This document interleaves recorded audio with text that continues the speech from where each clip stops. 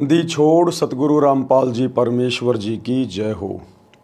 परमपिता परमात्मा सारी सृष्टि के रचनहार कुल मालिक असंख्य ब्रह्मांडों के स्वामी जगत गुरु तीनों लोकों में प्रवेश करके सबका भरण पोषण करने वाले राजाधिराज आत्माधार नाथों के नाथ देवों के देव महादेव सर्वेश्वर महेश्वर मृत्युंजय अजरो अमर आदि अनादि सनातनी प्रभु जगत पिता जगदीश्वर श्री श्री 1008 की उपाधि के वास्तविक अधिकारी अकाल मूर्त सौद स्वरूपी राम वासुदेव सर्वगतम ब्रह्म परम पूज्य प्रथम पूज्य परम संत परम पुरुष परम धनी परम दयालु सत्य कबीर हक्का कबीर अल्लाहु अकबर बाखबर अल्लाह ताला जगत के तारणहार जगत के मुक्तिदाता जगत के जगन्नाथ हारे के सहारे हिंदुओं के राम मुसलमानों के अल्लाह सिखों के वाहिगुरु ईसाइयों के मसीह दया के सागर दयानिधि करुणा के सागर करुणानिधि स्वयंभू परिभू संकट मोचन कष्ट हरण मंगल करण दुख भंजन अविगत कबीर निर्विकार निर्विषम परमात्मा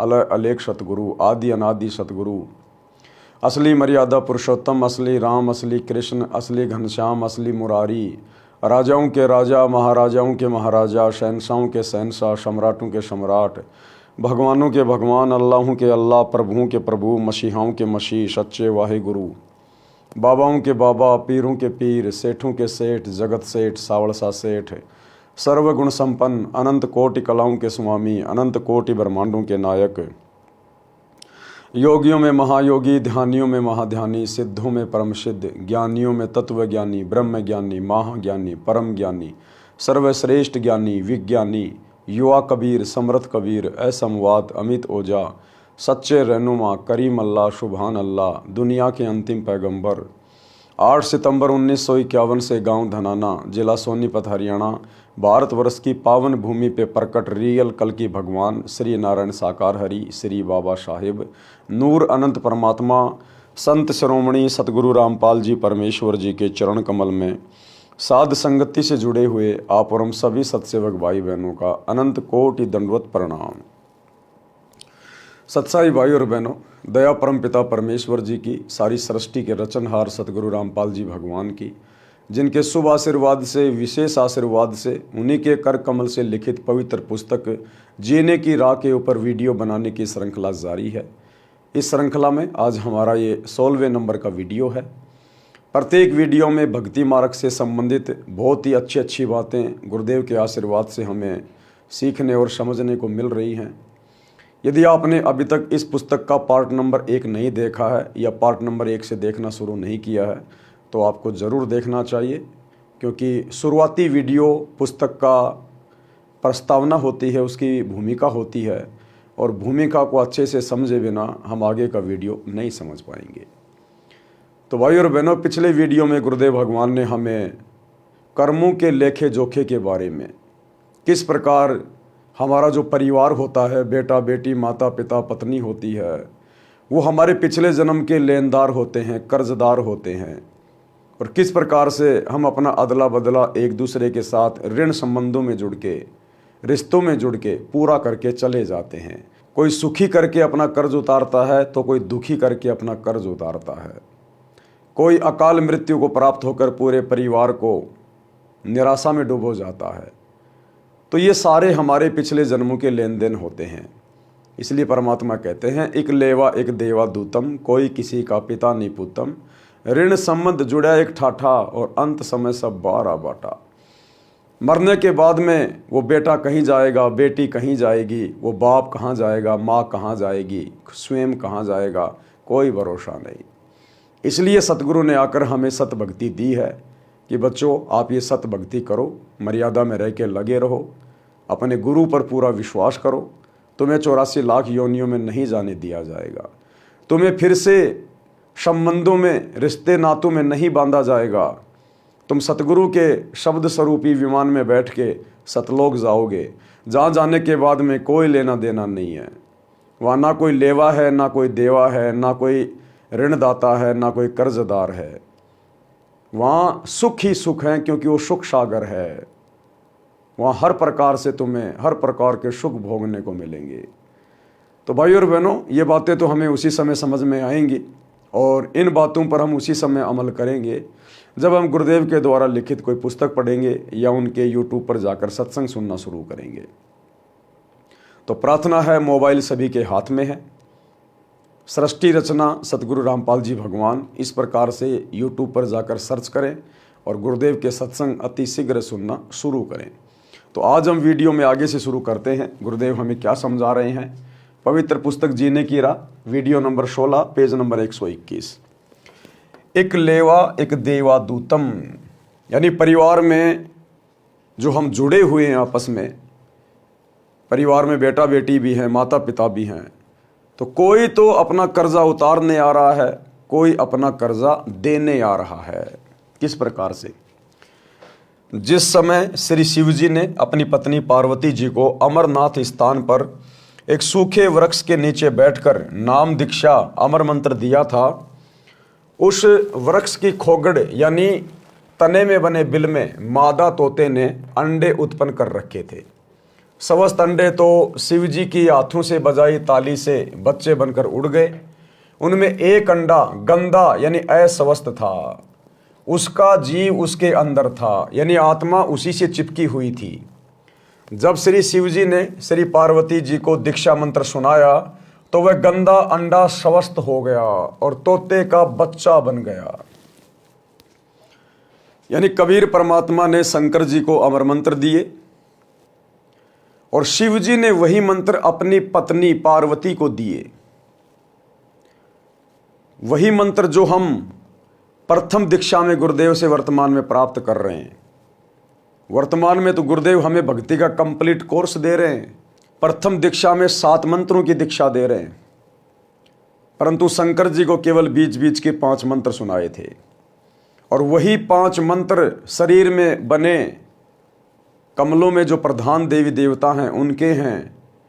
वो मंत्र जब शिव जी ने बोलकर पार्वती जी को सुनाए तो उन मंत्रों को उस गंदे अंडे वाली जीव आत्मा ने भी सुन लिया और उन मंत्रों का इतना जबरदस्त प्रभाव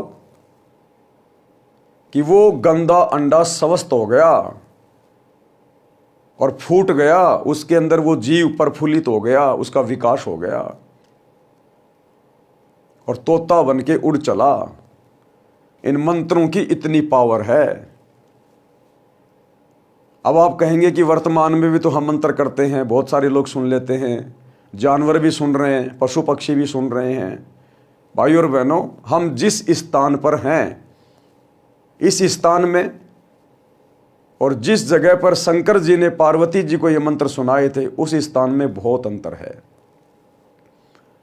हम आत्माओं में और शंकर जी ने जिस आत्मा को ये मंत्र सुनाया था पार्वती जी को, हमारे में और उनके पाप कर्मों में बहुत ज़्यादा अंतर है।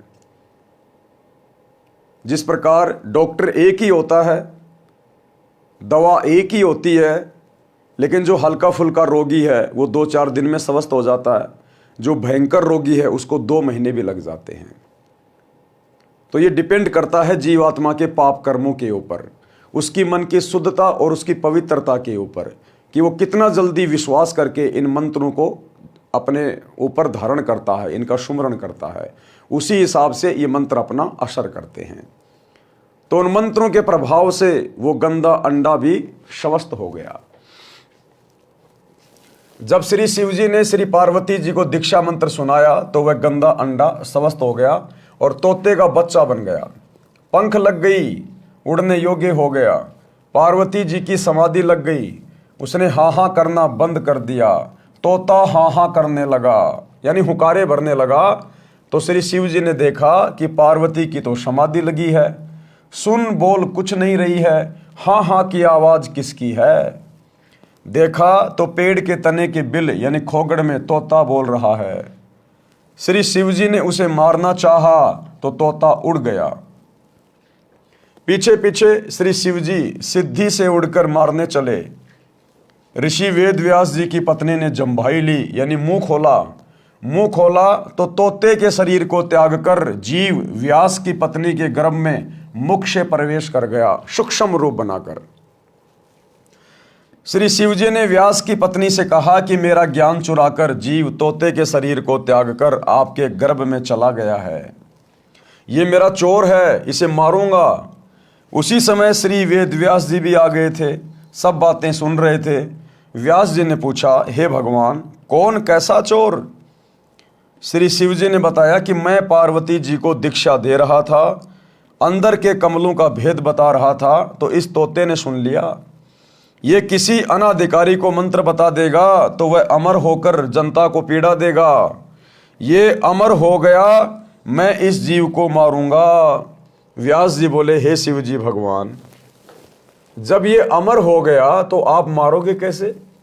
ये बात सुनकर श्री शंकर जी पार्वती के पास वापस लौट गए। पार्वती जी को सब बातें बताई। श्री वेद व्यास जी ने अपनी दिव्य दृष्टि से देखा तो पता चला कि पत्नी के गर्भ में पुत्र है। 12 वर्ष के पश्चात पुत्र उत्पन्न हुआ। माता कहती थी कि पुत्र का नाम सुखदेव रखना है। इसके गर्भ में रहते हुए मुझे कोई दुख नहीं हुआ, मन में खुशी बनी रहती थी, सुख का आभास होता रहता था, इसलिए गर्भ में ही उस बालक का नाम सुखदेव रख दिया था। तोते के अंडे में रहने और तुरंत मानव शरीर प्राप्त करने के कारण ब्राह्मण लोग उसे सुखदेव, सुख माने तोता भी कहते थे। ऋषि सुखदेव जी का जन्म लेते ही 12 वर्ष का शरीर बन गया और उठकर चलने लगे। तो ऋषि वेदव्यास जी ने कहा, हे पुत्र, कहाँ चला? सुखदेव जी अपने माता पिता की ओर पीट करके बोले, आपका और मेरा इतना ही संग है, यानी इतना ही संस्कार है। ऋषि व्यास जी ने कहा, हे पुत्र सुखदेव, हमने तेरे जन्म लेने की 12 वर्ष प्रतीक्षा की और आज आप छोड़कर जा रहे हो। एक बार मुख तो दिखा दे। सुखदेव ऋषि बोले, हे ऋषि जी, बहुत बार आप मेरे पिता बने, अनेकों बार मैं आपका पिता बना। यानी पिछले वीडियो में गुरुदेव ने हमें रिश्ते नातों की जिस कदर व्याख्या करके बताई, उसी संदर्भ में परमात्मा हमें आज ये दूसरी कथा सुना रहे हैं कि वास्तव में बेटा बेटी की क्या स्थिति होती है, ये माता पिता कौन होते हैं, भाई बंधु रिश्तेदार हमसे क्यों जुड़ते हैं, ये हमारे पिछले जन्मों के ऋणी होते हैं। उन्हीं ऋणों के कारण अगले जन्मों में हम, जब कभी ये मनुष्य शरीर प्राप्त होता है, हम रिश्तों में जुड़ जाते हैं। तो सुखदेव ने, जो कि मां के गर्भ में सब कुछ देख रहा था, सब कुछ जान रहा था, और वो बाहर भी केवल इसी शर्त पे आया था, ब्रह्मा विष्णु महेश को कह दिया था कि आप अपनी इस माया को रोको, उसके बाद मैं गर्भ से बाहर आऊंगा, अन्यथा गर्भ से बाहर आते ही जो मुझे गर्भ में याद होता है वो सब जीव बाहर भूल जाता है। तो मजबूरी हो गई ब्रह्मा विष्णु महेश की, और उन्होंने भैंस के सींग पर जितनी देर राई का बीज रह सकता है, यानी इम्पॉसिबल, रखते नीचे गिरेगा, इतनी देर उन्होंने अपनी वो त्रिगुण माया रोकी। उसी समय सुखदेव अपनी सिद्धि शक्ति से बाहर आ गया। सुखदेव ने तो क्या बाहर आना था, परमात्मा ने इस कलयुग की पिछली पीढ़ी में आप और हम भक्तों को विश्वास दिलाने के लिए कि माँ के गर्भ में क्या होता है, किस प्रकार से फिर बाहर आते तीनों गुणों का प्रभाव हो जाता है, ये सारे एग्जाम्पल सतगुरु रामपाल जी भगवान ने हम पिछली पीढ़ी वाली आत्माओं को दृढ़ करने के लिए कोड किए हैं। ये ब्रह्मा विष्णु महेश की औकात नहीं है माया को रोकने की। ये तो बेचारे मैनेजर हैं, जैसा इनको काल आदेशित कर रहा है वैसा ये कर रहे हैं, काल को परमात्मा आदेशित कर रहा है। तो अंतिम शक्ति परमात्मा है, कबीर देव सतगुरु रामपाल जी भगवान, सारा खेल परमात्मा ही खेलते हैं। तो ब्रह्मा विष्णु महेश की बस की बात नहीं थी उस माया को रोकना। वो बेचारे अपनी माया तो नहीं रोक सकते। शंकर जी काम वासना में इतने ज्यादा व्याकुल हो गए और मोहिनी के पीछे पीछे बदनीयत से उसके पीछे चल पड़े और आगे चलकर उसका हाथ पकड़ लिया सेक्स के लिए। उसी समय उनका वीर्यपात हो गया। ये बेचारे अपनी माया तो नहीं रोक सकते, ये भला ये संसार की माया को कैसे रोक देंगे। तो रोकने वाले परमपिता परमेश्वर कबीर देव सतगुरु रामपाल जी भगवान हैं। आप और हमें इस भक्ति मार्ग पर वर्तमान समय में दृढ़ करने के लिए, क्योंकि मालिक को पता है ये काल का भयंकर जाल है, अंत समय में ये जीव आत्मा अपने परिवार को देखकर कहीं व्याकुल ना हो जाए, कहीं अपने पोता पोती को देखकर कि इतने साल मैं इनके साथ में रहा, मैं जिया, आज मैं जा रहा हूँ, उस परिवार की मोह ममता में अपना पैर ना फंसा ले। तो सुखदेव की कथा के माध्यम से कि किस प्रकार से जीव आत्माएं आपस में ऋण संबंध में बंधती है, तो हमें वो गर्व वाली बातें गुरुदेव इन कथाओं के माध्यम से याद दिला रहे हैं कि यहाँ कोई किसी का बेटा नहीं, कोई किसी की बेटी नहीं। अरे तेरे घर में जन्म लेने से पहले वो कहाँ था, तेरे को पता है क्या? फिर काहे का तू ठेकेदार बन रहा है? और कब वो तुझे छोड़ के चला जाएगा, और चला जाएगा तो कहाँ जाएगा? तेरा है तो उसको पकड़ के रखना, क्यों मरने दे रहा है? तो गुरुदेव हमें हकीकत बता रहे हैं कि यहां हर जीव अपना कर्म भोगता है। ना जाने कितने हमारे बेटा बेटी बन चुके हैं, आज हमारे में जो गधे कुत्ते सुअर बन के घूम रहे हैं, वो हमारे दादा दादी नाना नानी हमारे बेटा बेटी वही हैं जो पिछले जन्मों में हमारे बेटा बेटी थे, हम उनके माता पिता थे, वो वही घूम रहे हैं। उनके प्रति तो कोई प्रेम नहीं है, कोई प्यार नहीं है कि मेरा बेटा कुत्ता बन गया, कुतिया बन गई। कोई बता दे कि पिछले जन्म में ये तेरा बेटा था, तो भी उस कुत्ते में अपनापन नहीं आएगा नजर। तो ये काल की भयंकर माया है। वर्तमान जो रिश्ते नाते होते हैं वो केवल उन्हीं में उलझा के रखता है। तो सुखदेव की कथा के माध्यम से गुरुदेव हमारी आंखें खोलना चाह रहे हैं कि बच्चों, ये रिश्ते नातों की हकीकत है जो तुम्हें बताई जा रही है। अब वो तोते की आत्मा, तोते के शरीर में था वो ऋषि सुखदेव, और जैसे ही वेद व्यास की पत्नी ने जम्भाई ली, मुंह फाड़ा, उसी समय तोते का शरीर छोड़कर सूक्ष्म रूप बनाकर और उसकी पत्नी के गर्भ में चला गया। तो इसी प्रकार हमारे परिवार में जो बेटा बेटी आ रहे हैं, पोता पोती आ रहे हैं, ये ना जाने कोई गधे की योनि से आ रहा है, कोई कुत्ते की योनि से आ रहा है, पोते आ रहे हैं, ये ना जाने कोई गधे की योनि से आ रहा है, कोई कुत्ते की योनि से आ रहा है, हो सकता है कोई इंसान की योनि से आ रहा हो। मरने के बाद अगर ये सतभक्ति नहीं की सतगुरु रामपाल जी भगवान की, तो मरने के बाद कोई गधा बनेगा, कोई कुत्ता बनेगा, कोई शुअर बनेगा। तो ये जीवात्मा जब से हम सतलोक से आए हैं इस काल के साथ में, तब से हम अपना इसी प्रकार से कर्म भोग रहे हैं। तो गुरुदेव के कहने का मतलब है कि बच्चों, तुम इन रिश्ते नातों में मत भटकना, मत घूमना। ये मेरी आत्मा है और मैंने देखना है किसको कब पार करना है, किसको किसके गर्भ में भेजना है, किसको किसका बेटा बनाना है, किसको किसकी माँ बनाना है, किसका बाप बनाना है। ये तुम्हारा काम नहीं है। तुम अपनी जिम्मेदारियों तक सीमित रहो, बाकी समय, बाकी ध्यान केवल अपनी भक्ति में लगाओ। सुखदेव ऋषि बोले, हे ऋषि जी, बहुत बार आप मेरे पिता बने, अनेकों बार मैं आपका पिता बना। ये तो बड़ा बखेड़ा यानी झंझट है। मैं भक्ति करके जन्म मरण से मुक्ति करवाऊंगा। मैं आपकी ओर मुख इसलिए नहीं कर रहा हूं कि कहीं मेरा आप में मोह ना हो जाए। और ये मोह कटता है केवल गुरुदेव के तत्व ज्ञान से, गुरुदेव के आशीर्वाद से। गुरुदेव ने हमें जो भक्ति दी है, इस भक्ति की शक्ति से ना देखने से मोह नहीं कटेगा। चलो, सुखदेव ने आंखों से तो नहीं देखा, लेकिन उस मन को कैसे मारेगा जो बार बार ये कहता है कि वो तेरा बाप था, वो तेरा बाप है, वो तेरी माँ थी, वो तेरी माँ है। रह रहकर याद तो आएगी, तो मन को कैसे मारेगा? मन मरेगा सतगुरु के ज्ञान से, सतगुरु के आशीर्वाद से। ये कहकर संत गरीबदास जी ने वाणी द्वारा बताया है कि एक लेवा एक देवा दूतम, कोई किसी का पिता न पूतम। ऋण संबंध जुड़ा एक ठाठा, अंत समय सब बारा बाटा। और मरने के बाद में वो बेटा कहीं गया, बाप कहीं गया, दादा दादी कहाँ गए, किसी को कोई लेना देना नहीं। 2 4 5 दिन रो लिए, 12 13 करके फिर अपने जीवन में मस्त हो गए। भावार्थ, सुखदेव जी ने कहा कि जो परिवार के सदस्य बेटा बेटी आदि आदि नातों में हैं, वे सब पूर्व जन्मों का ऋण लेने या देने के लिए जुड़े हैं। वास्तव में कोई किसी का पिता पुत्र नहीं है। मृत्यु के उपरांत सब अपने अपने संस्कारवश भिन्न भिन्न स्थानों पर जाकर अन्य शरीर धारण कर लेते हैं। इसलिए कोई किसी का पिता पुत्र नहीं है। हम लोग कहावत सुनते थे कि महाभारत के युद्ध में चक्रव्यूह में जब अभिमन्यु मारा गया, तो श्री कृष्ण जी उसको जीवित नहीं कर पाए। अपने भांजे को श्री कृष्ण जी जीवित नहीं कर पाए।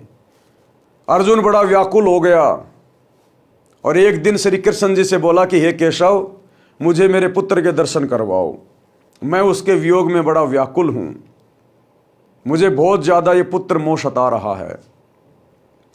तो श्री कृष्ण जी लेके गए अर्जुन को ऊपर, जहाँ पर उसका बेटा बैठा हुआ था स्वर्ग में। थोड़े बहुत समय के लिए जो उसने कोई अच्छे दान पुण्य किए थे, कोई भक्ति की थी, कोई शुभ कर्म किए थे, उनके प्रतिफल में वो स्वर्ग में बैठा हुआ था, अपने यार दोस्तों के साथ में ताश पत्ते खेल रहा था, शतरंज खेल रहा था। अब वो आत्मा तो वहाँ से शरीर छोड़ गई, उसने तो दूसरा जन्म वहाँ पा लिया, उसको तो दूसरे माता पिता मिल गए, उसको तो कुछ भी याद नहीं है। अब श्री कृष्ण जी जब अर्जुन को लेकर गए, अब वहां जाते ही अर्जुन तो अपने बेटे को पहचान गया, गले लग गया, हाय मेरा बेटा, हाय मेरा अभिमन्यु, तू कैसा है बेटा, मैं तेरे वियोग में व्याकुल हो रहा हूं, क्या तुझे मेरी याद नहीं आती। वो अभिमन्यु उसके मुंह की ओर देख रहा है और बोला, भाई साहब कौन हो आप, क्यों जबरदस्ती मेरे सिर पड़ रहे हो, कौन किसका बेटा। बोला, ना जाने तू कितनी बार मेरा बाप बन लिया, मैं कितनी बार तेरा बाप बन लिया, ये वहां का रिश्ता वहीं तक सीमित था, मुझे तो याद भी नहीं है तो कौन अर्जुन है, मैं कैसे मरा था, कैसे क्या हो गया। तब अर्जुन को जाके थोड़ी बहुत सांत्वना हुई, लेकिन तत्व ज्ञान के बिना तो वो बातें रह रह के फिर भी आदमी को कसोटती रहती हैं। संस्कारवश भिन्न भिन्न स्थानों पर जाकर अन्य शरीर धारण कर लेते हैं, इसलिए कोई किसी का पिता पुत्र नहीं है। पाठकों ने उत्तर किसान के पुत्रों वाली कथा में पढ़ा है कि बड़े भाई ने छोटे मौसी के पुत्र को 8 एकड़ जमीन के लालच में मरवाया, तो वही जीव उसका पुत्र बनकर अपना ऋण लेने जन्मा और अपना हिसाब चूकता करके मर गया। इसलिए कहा है कि एक लेवा यानी ऋण लेने वाला और एक देवा यानी ऋण चुकाने वाला, दूतम कोई कहूं का पिता नहीं पूतम। ऋण संबंध जुड़ा एक ठाठा यानी परिवार रूप में ठाठ से रहते दिखाई देते हैं और अचानक मृत्यु हो जाती है। अंत समय में 12 बाटा यानी मृत्यु के पश्चात कोई कहीं और जन्म लेगा, यानी 12 बाट, 12 रास्तों पर चले जाएंगे, अलग अलग रास्तों पर चले जाएंगे। इतनी वार्ता पिता से करके सुखदेव आकाश में उड़कर अन्य स्थान पर चला गया। प्रिय पाठकों, इसलिए भक्ति करो और जीव का कल्याण करवाओ, केवल परिवार से चिपक कर अपना जीवन नष्ट ना करो। परमात्मा की भक्ति से ऋण भी सफलता से उतर जाएगा। बड़ी आसानी से परमात्मा हमारे संस्कारों को चेंज कर देते हैं, काट देते हैं। देखो भाई और बहनों, जैसे हम सतगुरु रामपाल जी भगवान की शरण में आए, क्योंकि कर्मों को मिटाने की और लिखने की लेखनी केवल सृष्टि में इन्हीं के हाथ में है, तो जैसे ही हम सतगुरुदेव भगवान की शरण में आ जाते हैं और दृढ़ता के साथ भक्ति पे लग जाते हैं, क्योंकि सतगुरु अंतर्यामी, इनसे छुपा हुआ कुछ भी नहीं है कि किस आत्मा में किस कदर भक्ति की चाहत है। परमात्मा कहते हैं, बिन ही रसना नाम रटत हैं और निर्वाणी से नेहा, और गरीब दास भोडल में दीपक छानी नहीं सनेहा। भोडल यानी मोमजामा, जो ट्रांसपेरेंट जो होता है ना, ये मोमजामा थैली वगैरह होती है, पन्नी होती है जिसमें आर पार दिखाई देता है। कहते हैं अगर वो दीपक के ऊपर लगा दी जाए या किसी बल्ब के ऊपर लगा दी जाए तो उस दीपक का जो प्रकाश है वो छुप नहीं सकता। इसी प्रकार सतगुरु रामपाल जी भगवान, ये परमेश्वर, कौन आत्मा क्या है, किस कदर भक्ति कर रही है, मोक्ष की अधिकारी है या नहीं है, कब तक भक्ति करेगा, कब भक्ति छोड़ के जाएगा, परमात्मा से कुछ भी छुपा हुआ नहीं है। उसी आधार से गुरुदेव भगवान हमें राहत देते हैं। तो मालिक को पता है इन सब बातों का, इसलिए गुरुदेव भगवान हमें कह रहे हैं कि बच्चों भक्ति पे ध्यान दो, इन रिश्ते नातों के चक्करों में ना पड़ो। जैसे ही हम गुरुदेव से दीक्षा लेते हैं, परमात्मा हमारा भक्ति भाव देखकर हमारे पिछले सारे संस्कारों को काट देता है और आगे से हमें ज्ञान ऐसा दे देगा, हम नया संस्कार जोड़ेंगे नहीं। अब हम अपने बच्चों की शादी करेंगे तो रमेणी से करेंगे, अपने भगत भाइयों में करेंगे, 1 रुपए का लेन देन नहीं करेंगे, सोना चांदी परंपरा रिवाज, घोड़े बैंड बाजे डीजे बाराती कुछ नहीं करेंगे।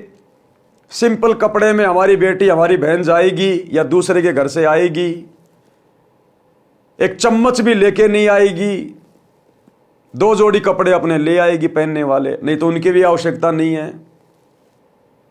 तो हमारा कोई ऋण संबंध चढ़ेगा ही नहीं, कोई बढ़ेगा ही नहीं। हमारा ऋण तो उस समय बढ़ेगा जब हम अपनी बेटी को, अपनी बहन को घर से विदा करते समय दुनिया भर का सोना चांदी दे देंगे, महंगे महंगे उसको कपड़े लाके दे देंगे, शादी का जोड़ा लाके देंगे, हैं, दुनिया भर का दहेज दे देंगे, दामाद को घड़ी लाके देंगे, सोने की चैन, सोने की अंगूठी लाके देंगे, मोटरसाइकिल देंगे, बड़ी बड़ी गाड़ी देंगे, तो हमारा ऋण संबंध फिर से जुड़ जाएगा, हम फिर से लेन देन के चक्कर में पड़ जाएंगे। तो वो काम अब गुरुदेव से ये ज्ञान लेने के बाद हम करेंगे नहीं, तो हमारे आगे फिर ऋण संबंध बनेंगे नहीं। ऋण संबंध नहीं बनेंगे तो हम काल की तरफ से मुक्त हो जाएंगे, और मुक्त हो गए तो हमारा मोक्ष हो जाएगा, और पिछले संस्कार गुरुदेव हमारे भस्म कर देगा। लेखनी इनके हाथ में है। तो इस प्रकार से भाई और बहनों हमारा यहाँ से पीछा छूटेगा। इसलिए गुरुदेव का यही प्रयास है कि हम किसी भी प्रकार के ऋण संबंधों में ना बंधें, ना जुड़ें, फालतू में किसी के साथ लेन देन ना करें, किसी की चोरी ठगी ना करें, रिश्वत ना लें, किसी की औरत पर या किसी के धन पर गंदी नीयत ना रखें, अन्यथा फिर से हमारे संस्कार जुड़ने शुरू हो जाएंगे। तो क्या कह रहे हैं गुरुदेव? इसलिए भक्ति करो और जीव का कल्याण करवाओ, केवल परिवार से चिपक कर अपना जीवन नष्ट ना करो। परमात्मा की भक्ति से ऋण भी सफलता से उतर जाएगा। कथनी और करनी में अंतर घातक है, ये बहुत इंपॉर्टेंट बात है। करनी तज कथनी कथ है, अज्ञानी दिन रात, कुत्ते जो भोगत फिर सुनी सुनाई बात है। गुरुदेव कह रहे हैं अब तुम भगत बन गए, अब तुम्हारे ऊपर परमात्मा का विधान लागू हो गया, अब तुम भक्तों की करनी और कथनी एक होनी चाहिए। अगर अंतर पाया गया तो धर्मराज के हत्थे चढ़ जाओगे। क्या कह रहे हैं परमात्मा? एक कथा के माध्यम से। एक व्यक्ति प्रसिद्ध कथावाचक था तथा प्रतिदिन रामायण का पाठ भी करता था। एक दिन किसी कार्यवश पाठी जी को शहर जाना पड़ा। उसके साथ उसका साथी भी था। गांव से 3 किलोमीटर दूर रेल का स्टेशन था। सुबह 5 बजे गाड़ी पर चढ़ना था, इसलिए स्नान करके स्टेशन पर पहुंच गए। विचार किया कि पाठ गाड़ी में कर लूंगा। गाड़ी में चढ़ गए। जिस डिब्बे में वे दोनों चढ़े वह भरा था, कोई सीट खाली नहीं थी। कुछ व्यक्ति खड़े थे। गाड़ी चल पड़ी। कुछ देर पश्चात उस पाठी ने सीट पर बैठे 2 व्यक्तियों से कहा कि भाई साहब कृपया मुझे सीट दे दें, मैंने रामायण का पाठ करना है, आज गाड़ी पकड़ने की शीघ्रता के कारण घर पर नहीं कर सका। सज्जन पुरुषों ने पूरी सीट ही खाली कर दी। वे खड़े हो गए और बोले, हे पंडित जी, हमारा अहोभाग्य है कि आज हमको भी पवित्र ग्रंथ रामायण जी का अमृत ज्ञान सुनने को मिलेगा। पंडित जी ने पाठ ऊंचे स्वर में बोलना शुरू किया। प्रसंग था, भरत ने अपने बड़े भाई के अधिकार वाले राज्य को स्वीकार नहीं किया। जब तक श्री रामचंद्र जी वनवास पूर्ण करके नहीं आए तब तक राजगद्दी पर अपने भाई रामचंद्र की जूती रखी और स्वयं पृथ्वी पर बैठा और नौकर बनकर राज का संभाला। जब भाई रामचंद्र अयोध्या लौटे तो उनको राज्य लौटा दिया। भाई हो तो ऐसा। पंडित जी क्या बोले? भाई हो तो ऐसा। पाठ संपूर्ण होने पर सबने कहा कि वाह पंडित जी वाह, कमाल कर दिया।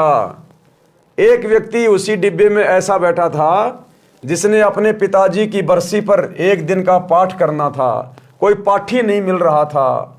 बरसी अगले दिन ही थी। उसने पंडित जी से कहा कि हे गुरुजी, कल मेरे पिताजी की बरसी के उपलक्ष्य में पाठ कर दो। पंडित जी बोले कि कल नहीं कर सकता। सब उपस्थित यात्रियों ने कहा कि पंडित जी, आपका तो कार्य यही है, इस बेचारे के लिए मुसीबत बनी है, परंतु पाठी साफ मना कर रहा था। सबने पूछा कि ऐसा क्या आवश्यक कार्य है जो आप कल पाठ को मना कर रहे हो? पंडित जी बात को टाले, बस वैसे ही, हकीकत नहीं बता रहा पंडित जी। उसका साथी, उस पंडित जी का साथी जो उसका गवाह बन के उसके साथ में जा रहा था, उसका साथी बोला कि मैं सच्चाई बताऊं, ये कल क्यों पाठ नहीं कर सकता?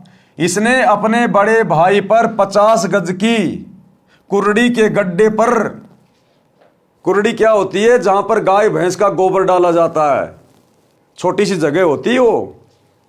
तो वो साथी क्या बोला? इसने अपने भाई पर 50 गज की कुर्डी के गड्ढे पर मुकदमा कर रखा है। मैं इसका गवाह हूं, कल की तारीख है। अब बताओ, वो कथा तो सुना रहा है भरत और रामचंद्र की कि भाई हो तो ऐसा, राज्य भी त्याग दिया, नौकर बन के राज्य किया भगत ने, भाई हो तो ऐसा, और खुद ने अपने भाई के ऊपर मुकदमा कर रखा है। तो परमात्मा कहते हैं करनी तज कथनी कथ है, और अज्ञानी दिन रात, और कुत्ते जो भौंकत फिरे सुनी सुनाई बात। इसने अपने भाई पर 50 गज की कुर्डी के गड्ढे पर मुकदमा कर रखा है। मैं इसका गवाह हूं, कल की तारीख है। उपस्थित व्यक्ति बोले कि हे पंडित जी, कथा तो कैसी मार्मिक सुनाई, और आप अमल कतई नहीं करते। ऐसे व्यक्ति के द्वारा की गई कथा का श्रोताओं पर क्या प्रभाव पड़ेगा। कबीर जी ने कहा है कि कबीर करनी तज कथनी कथ है, अज्ञानी दिन रात, और कुकर ज्यों भौंकत फिरे सुनी सुनाई बात। भाई और बहनों, आप और हमने अपने आचार विचार व्यवहार में, बोलचाल में, अपने स्वभाव में हमने परिवर्तन लाना पड़ेगा। करनी और कथनी को एक करना पड़ेगा। यानी जो भक्ति हमें गुरुदेव भगवान ने दी है, जो ज्ञान हमें गुरुदेव ने दिया है, हमने उस ज्ञान के ऊपर अमल करना पड़ेगा। गुरुदेव की शिक्षाओं पर चलना पड़ेगा, मर्यादाओं में रह के भक्ति करनी पड़ेगी। अन्यथा जब हम इस ज्ञान का आगे प्रचार करेंगे, यदि हम फिर पुस्तकें बांटेंगे, अन्य किसी को ज्ञान सुनाएंगे, तो हमारे द्वारा बांटी गई पुस्तकें और हमारे द्वारा सुनाया गया ज्ञान सामने वाले व्यक्ति पर असर नहीं करेगा, उल्टा हम परमात्मा के दोषी बनेंगे। आज यही कारण है, विशेषकर भारत में तो हो सकता कोई घर ऐसा हो, लेकिन गांव ऐसा कोई नहीं है जिस गांव में सतगुरु रामपाल जी की एक आध पुस्तक ना हो। उसके बावजूद भी दुनिया के ऊपर सतगुरु रामपाल जी के ज्ञान का कोई विशेष असर नहीं हो रहा। मुट्ठी भर लोग भी इनके शरण में नहीं आ पाए। कारण क्या रहा? करनी और कथनी में अंतर। सतगुरु रामपाल जी के जितने भी भगत हैं जो सेवा करते हैं इन पुस्तकों की, उन भक्तों की करनी और कथनी में रात दिन का अंतर है। ये दुनिया में तो ढिंडोरा पीटते हैं कि हमारे गुरुजी परमात्मा है, हमारे गुरुजी भगवान है, हमारे गुरुजी कबीर जी हैं, और खुद ये एक नकली दाढ़ी मूंछ वाली कबीर जी की समझे जाने वाली फोटो को भगवान मानते हैं, जो उनके महीने में उसका प्रगट दिवस मनाते हैं। तो इनकी करनी और कथनी में अंतर है। ये खुद अपने गुरुजी को परमात्मा नहीं मानते, भगवान नहीं मानते। इस कारण से लोगों के ऊपर इस ज्ञान का विशेष असर नहीं हो रहा। ज्ञान प्रचार करते समय, अपने रिश्तेदारों को समझाते समय 90% भाई बहन कहते हैं कि हमारे गुरुजी की शरण में आ जाओ, हमारे गुरुजी डॉक्टरों के डॉक्टर हैं, आप लोगों को हॉस्पिटल जाने की जरूरत नहीं। कैंसर का, चाहे कैंसर का बाप क्यों ना हो, कितनी भी लाइलाज बीमारी क्यों ना हो,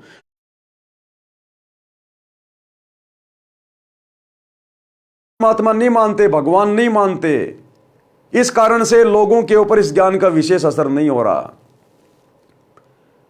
ज्ञान प्रचार करते समय, अपने रिश्तेदारों को समझाते समय 90% भाई बहन कहते हैं कि हमारे गुरुजी की शरण में आ जाओ, हमारे गुरुजी डॉक्टरों के डॉक्टर हैं, आप लोगों को हॉस्पिटल जाने की जरूरत नहीं।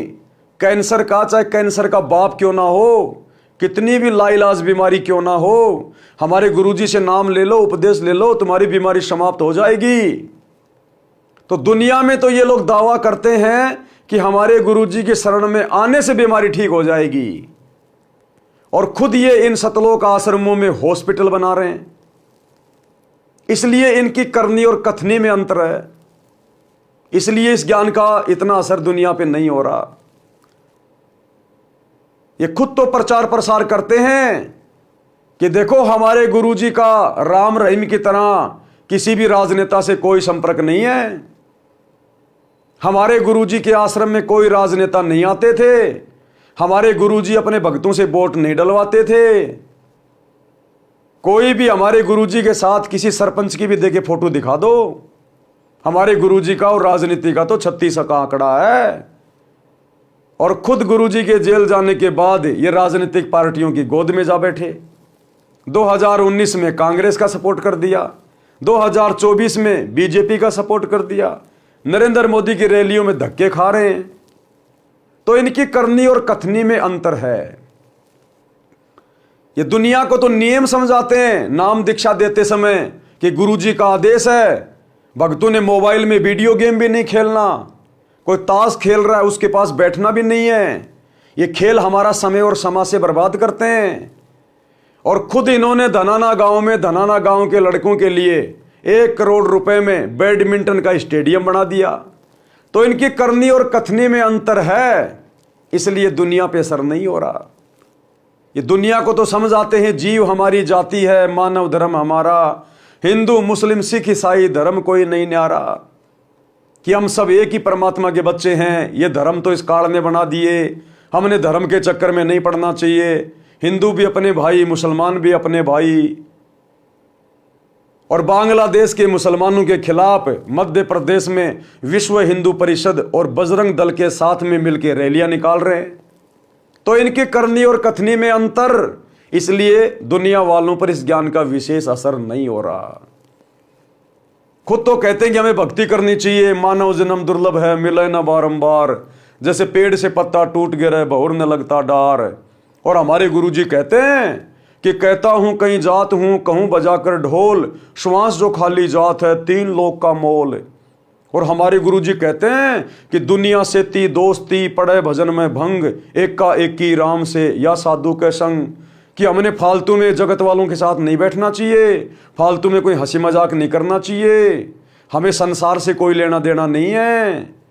और खुद ये आनंदपाल जैसे गैंगस्टरों की सीबीआई जांच के समर्थन में राजपूत करनी सेना की रैलियों में जाके बैठते हैं, हरियाणा के जाट आरक्षण में जाके बैठ जाते हैं महीने महीने भर। तो इनकी करनी और कथनी में अंतर है, इसलिए दुनिया पे इस ज्ञान का विशेष असर नहीं हो रहा। ये दुनिया में तो ढिंढोरा पीटते हैं कि हमारे गुरुजी, अगर तुम्हारी किडनी भी फेल हो गई हमारे गुरुजी से नाम ले लो, बिना ऑपरेशन के हमारे गुरुजी किडनी ठीक कर देंगे। और खुद ये इन आश्रमों में कैंप लगा लगा के अपने दांतों को चेक करवा रहे हैं, आंखों को चेक करवा रहे हैं, ब्लड डोनेशन के कैंप लगा रहे हैं, किडनियां दान कर रहे हैं। तो इनकी करनी और कथनी में रात दिन का अंतर है, जिस कारण से सतगुरु का अनमोल ज्ञान लोगों पे असर नहीं कर रहा। क्योंकि ये पुस्तकें बांटते समय ऐसे लोगों का हाथ लग जाता है, ये लोग माध्यम बन गए, निमित्त बन गए। तो निमित्त करता यदि मर्यादा में नहीं है, गुरु के वचन में नहीं है, गुरु को परमात्मा नहीं मानता है, गुरु की शिक्षाओं पे अमल नहीं कर रहा है, तो उस भगत के द्वारा बांटी गई पुस्तकें भी सामने वाले पर पूरा असर नहीं करेंगी। इसलिए भाई और बहनों, परमात्मा कह रहे हैं कि भक्ति मार्ग में आने के बाद बच्चों तुम्हारी करनी और कथनी एक हो जानी चाहिए, तब कहीं जाकर तुम्हारा भी आत्म कल्याण होगा और तुम्हारे शब्दों का किसी दूसरे के ऊपर असर पड़ेगा। गरीबदास जी ने भी कहा है, गरीब बीजक की बाता कहें बीजक नाई हाथ। शब्दार्थ, जो व्यक्ति कहते हैं ज्ञान की बातें, औरों को शिक्षा देते हैं कि किसी का बुरा मत करो, परंतु स्वयं गलती करते हैं, वे आध्यात्मिक गुरु उस कुत्ते के समान हैं जो व्यर्थ में भोगता रहता है। उसी प्रकार ये धर्म गुरु एक दूसरे से कथा सुनकर शिष्यों को सुनाते रहते हैं, स्वयं अमल नहीं करते।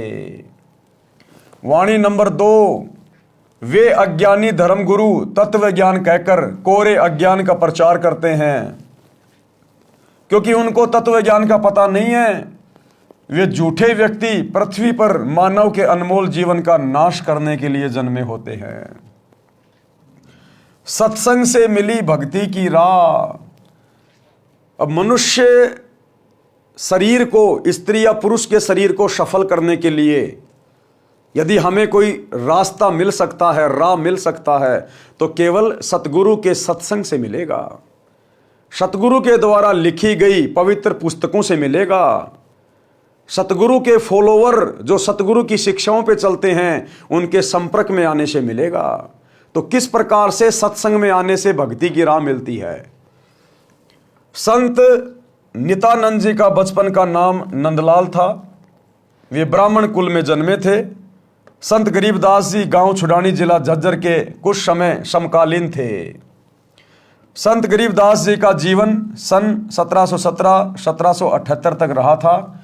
उस समय ब्राह्मणों का विशेष सम्मान किया जाता था, सर्वोच्च जाति मानी जाती थी, जिस कारण से गर्व का होना स्वाभाविक था। नंदलाल जी के माता पिता का देहांत हो गया था। उस समय वे 7-8 वर्ष के थे। आप जी के नाना जी नारनौल के नवाब के कार्यालय में उच्च पद पर विराजमान थे। आप जी का पालन पोषण नाना नानी जी ने किया। शिक्षा के उपरांत नाना ने अपने दोते नंदलाल को नारनौल में तहसीलदार लगवा दिया। एक तो जाति ब्राह्मण, दूसरे उस समय तहसीलदार का पद, जिस कारण से अहंकार का होना सामान्य बात है।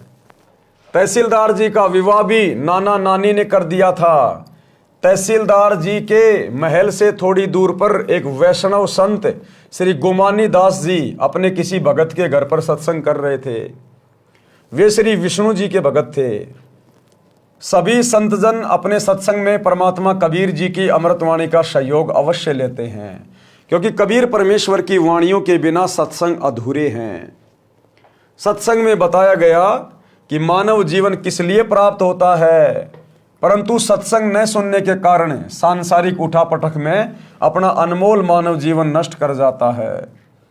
अज्ञान के कारण जीव धन पद तथा जाति का अभिमान करता है। भक्ति न करने वाला प्राणी अगले जन्म में गधे, कुत्ते, बैल आदि पशु पक्षियों के शरीर में कष्ट उठाता है। इसलिए अभिमान त्याग कर पूर्ण संत से, पूर्ण संत कौन? सतगुरु रामपाल जी परमेश्वर। एक समय में पृथ्वी पर एक ही पूर्ण संत होता है। इसलिए अभिमान त्याग कर पूर्ण संत से दीक्षा लेकर अपना कल्याण करवाना चाहिए, अन्यथा पर्वत से भारी कष्ट भोगना पड़ेगा। सत्संग की आवाज सुनकर तहसीलदार मकान की छत पर कुर्सी लेकर बैठ गया। पूरा सत्संग सुना। दीक्षा लेने की प्रबल प्रेरणा बन गई, परंतु जाति और पद का अहंकार परेशान कर रहा था कि मैं जाति से ब्राह्मण, पोस्ट मेरी तहसीलदार की, और यदि मैं नाम दीक्षा लेने जाऊंगा तो दुनिया क्या कहेगी।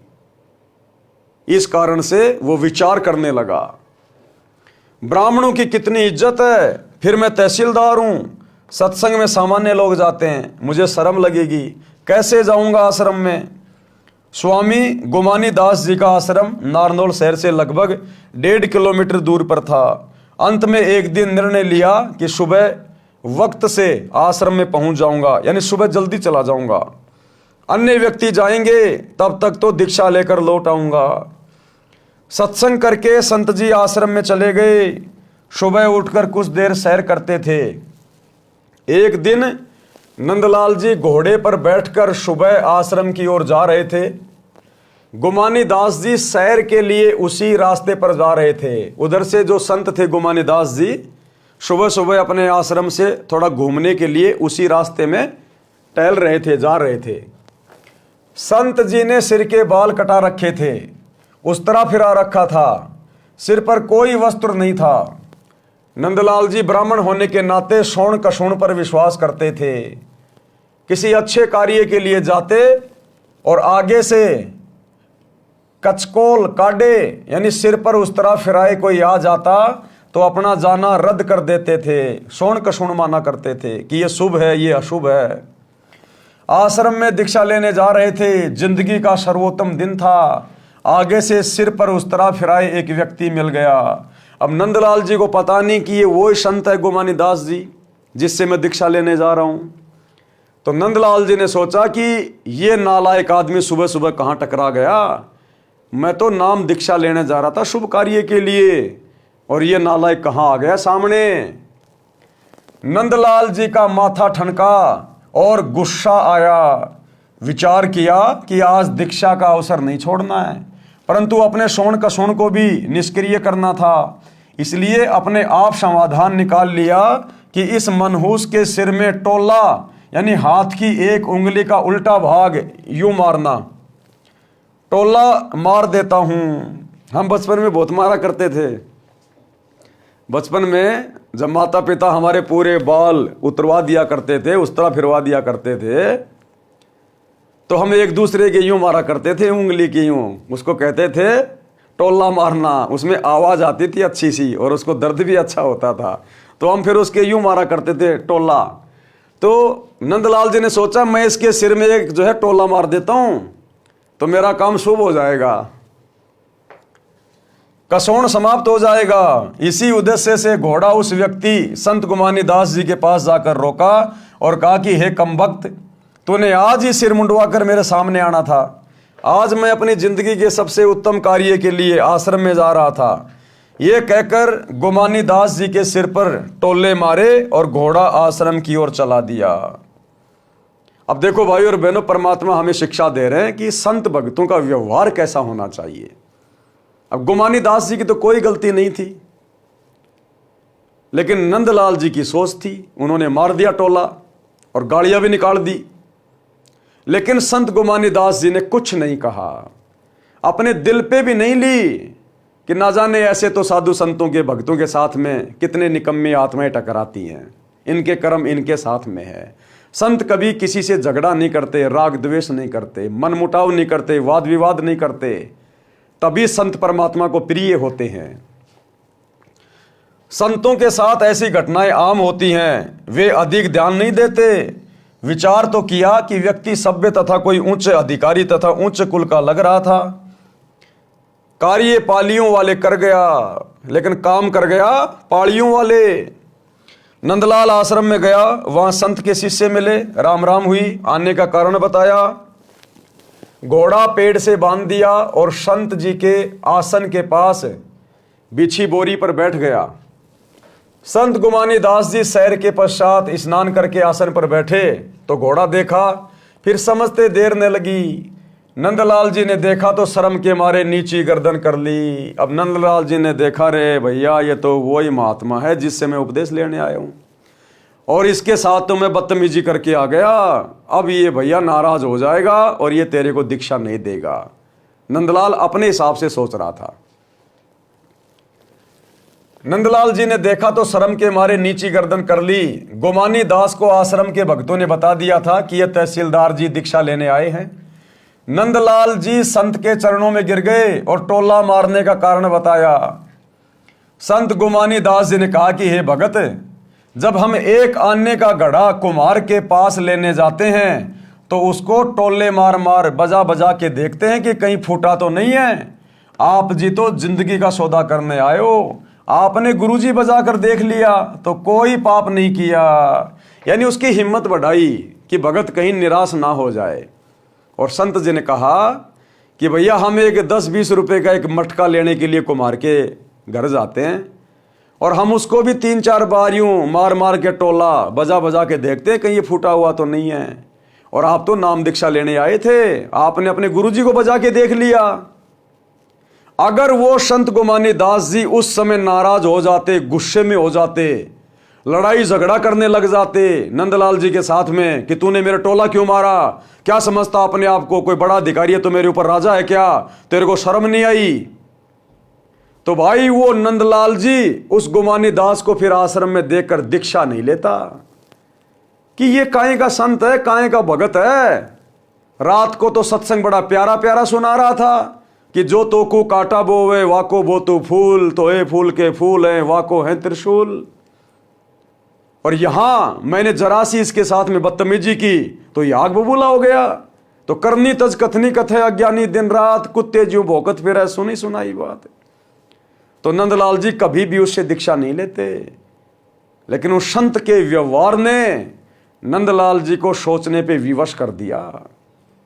तो इसी प्रकार भाइयों और बहनों, सतगुरु से उपदेश लेने के बाद हम भक्तों के शील, संतोष, विवेक, दया, अक्षमा, धैर्य, कभी भी सतगुरु परीक्षा ले सकता है। कैसी भी घटनाएं घटित करके, कैसा भी माहौल बना के सतगुरु हमारी कभी भी परीक्षा ले सकता है। जैसे सेव, समन और नेकी की परीक्षा ली सतगुरु ने परिस्थितियां पैदा करके। तो हमारी करनी और कथनी में अंतर नहीं होना चाहिए, परिस्थितियां चाहे हमारे सामने कैसी भी क्यों ना हो। और देखो, जब हमारी परीक्षा होती है तो उस समय विपरीत परिस्थितियां होती हैं, विपरीत, क्योंकि विपरीत परिस्थितियों में तो पता चलेगा कि भगत को ज्ञान कितना है, भगत मर्यादा में कितना है, भगत को धैर्य कितना है, भगत में विवेक कितना है। ये विपरीत परिस्थितियों में ही पता चलेगा। परमात्मा कहते हैं ज्ञान संपूर्ण हुआ नहीं और हृदय नहीं छिदाए, और भाई देखा देखी भक्ति का रंग नहीं ठहराए। नित्यानंद जी संत जी के शीतल स्वभाव से और भी अधिक प्रभावित हुए, दीक्षा ले ली। संत गुमानी दास जी ने उनका नाम बदलकर नित्यानंद रख दिया। नंदलाल से क्या रख दिया? नित्यानंद। जब सत्संग से जीने की राह मिली तो नित्यानंद जी ने वाणी बोली। क्या वाणी बोली फिर?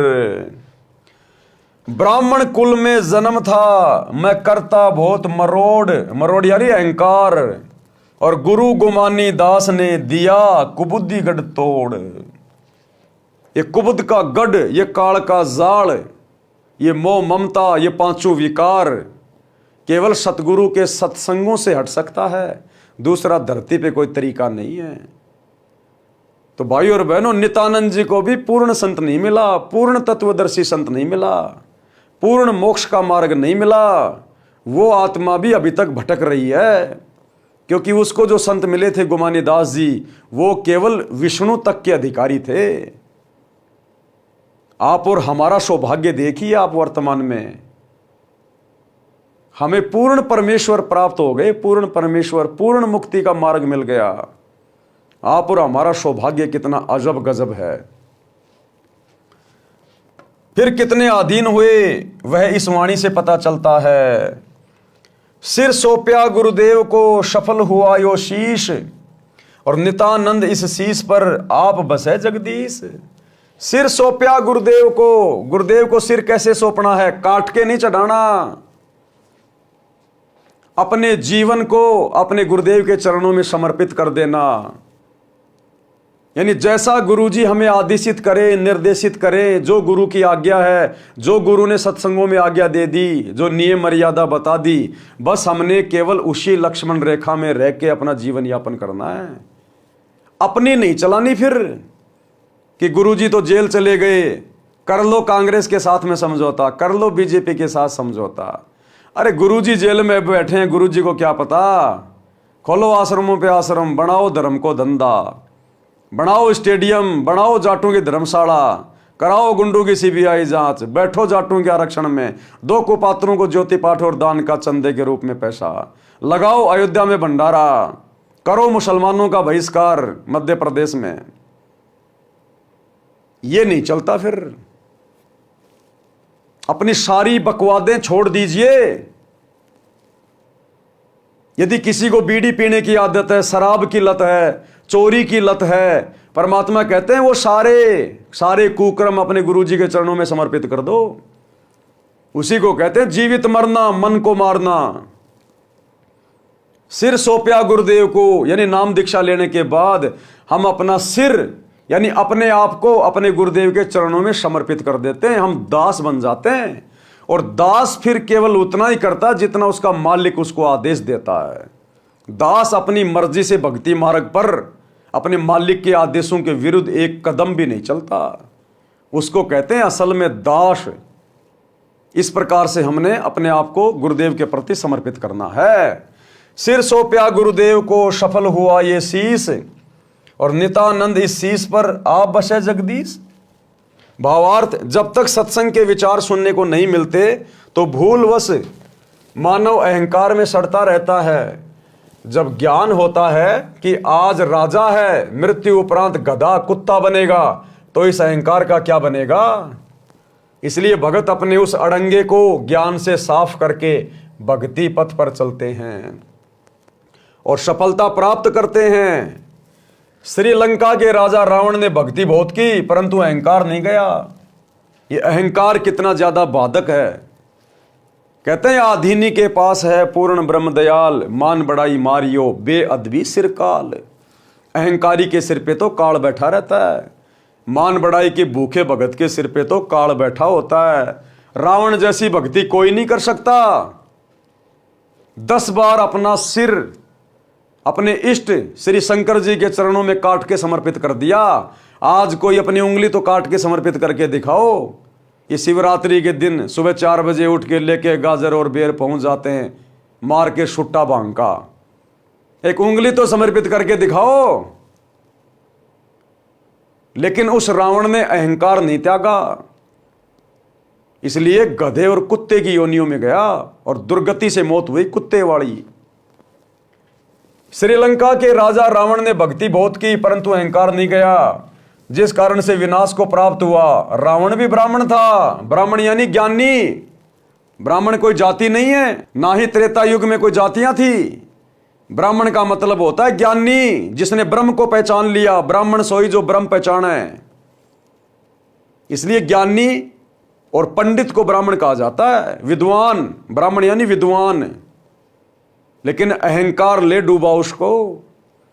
आप और हमें शिक्षा दे रहे हैं गुरुदेव इन कथाओं के माध्यम से। वो रावण तो मरमरा लिया, जहां भी पड़ा है वहीं पड़ा है। लेकिन इन कथाओं से ये इतिहास बन गया और ये इतिहास आज हमें शिक्षा दे रहा है कि इस सतगुरु की भक्ति मार्ग में यदि हमने जरा भी अहंकार किया किसी भी बात को लेके, अहंकार भैया धन का भी हो सकता है, किसी का बढ़िया शरीर है उसका भी हो सकता है, कोई सुंदर है उसका भी मन में अहंकार आ जाएगा। अहंकार अपनी भक्ति का भी हो सकता है। बहुत सारे भगत कहते हैं मेरे को तो सारनाम मिल गया, मैं सारनामी हूं। अरे तू क्या जाने भक्ति के बारे में, तू तो कल जुड़ा है। मेरे को 20 साल हो गई गुरुजी के साथ जुड़े हुए, ये भी अहंकार है। तो अहंकार किसी भी चीज का हो सकता है और जरा भी अहंकार आ गया परमात्मा उसी समय आपसे दूर हट जाएगा। फिर क्या फायदा भक्ति करने का। नित्यानंद जी ब्राह्मण थे, सत्संग सुनकर निर्मल हो गए। रावण को सत्संग सुनने को नहीं मिला, जिस कारण से जीवन व्यर्थ कर गया और अमिट कलंक भी लग गया। नित्यानंद जी ने कहा कि मेरा जन्म ब्राह्मण कुल में होने के कारण, जाति अभिमान के कारण पूर्ण मरोड़ यानी अहंकार करता था। जब गुरुजी गोमानी दास जी के सत्संग वचन सुने तो जाति का अहंकार रूपी कुबुद्धि का गढ़ समाप्त हो गया, जीवन सफल हुआ। ये भाई और बहनों होता ही होता है। कोई एक आध आत्मा ऐसी होती है जो इस जाति अभिमान से, धर्म के अभिमान से दूर होती है। अन्यथा सतगुरु के शरण में आए बिना ये किसी न किसी प्रकार का अहंकार इस मनुष्य के अंदर रहता ही है। ये दास भी सांसारिक जाति से यादव है और जब कभी कभार बातें चलती थी नाम दीक्षा से पहले कि भाई तुम कौन जाति, तो हम कहते भैया हम अहीर हैं, अहीर यादव। कौन अहीर? अरे श्री कृष्ण जी का नाम सुना है क्या? हाँ हम वो हैं, श्री कृष्ण जी के वंशज हैं हम। भगवान थे श्री कृष्ण जी, हम भगवान के वंशज हैं, यादव। तो ये अहंकार थोड़ा बहुत था। जब ऐसी कोई बात आती थी तो हम अपने आप को समझते थे कि हम तो यादव हैं, श्री कृष्ण जी के वंशज हैं, भगवान के वंशज। तो ये अभिमान किसी न किसी चीज का, चाहे धन का, चाहे पत्नी का, चाहे सुंदरता का, चाहे बाल बच्चों का, चाहे नौकरी का, चाहे शरीर का, ये अहंकार इस जीव में सतगुरु की शरण में आए बिना सड़ता रहता है। वाणी नंबर 2 का सरलार्थ। सत्संग सुनकर नित्यानंद जी बहुत आधीन होने लगे। अहंकार त्याग दिया। कहा कि मैंने अपने गुरुजी को अपना सिर दान कर दिया, यानी जैसे गुरुजी रखेंगे वैसे ही रहूंगा। क्या कहा? जैसे गुरुजी रखेंगे वैसे ही रहूंगा। कुत्ता हूं गुरुदेव का, पवन दास का नाम, गले प्रेम की जेवड़ी, जहां खैचो ता जाऊं। तो करो तो बावड़ूं, दूर दूर करो तो जाऊं, जो राखूं त्यों ही रहूं, जो देवो सो खाऊं। और खाने जाद खरीद हूं गुलाम तुम्हारा। हम तो आपकी शरण में सतगुरु, हमरा क्या चारा। तो दीक्षा के बाद फिर हमने अपने गुरुदेव के प्रति पूर्णतया समर्पित हो जाना चाहिए कि जैसा गुरुजी आदेशित करेंगे, निर्देशित करेंगे, बस उतना ही कार्य करूंगा, इससे ज्यादा नहीं। यानी जैसे गुरुजी रखेंगे, सुख में, दुख में, अमीरी में, गरीबी में, जिन भी हालातों में रखेंगे वैसे ही रहूंगा। मेरा सिर सफल हो गया, अन्यथा किसी रोग के कारण जीवन चला जाता। अब मेरे सिर पर परमात्मा का निवास है। किसका? सतगुरु का, परमात्मा का। मेरी रक्षा परमात्मा करता है, मुझे कोई चिंता नहीं।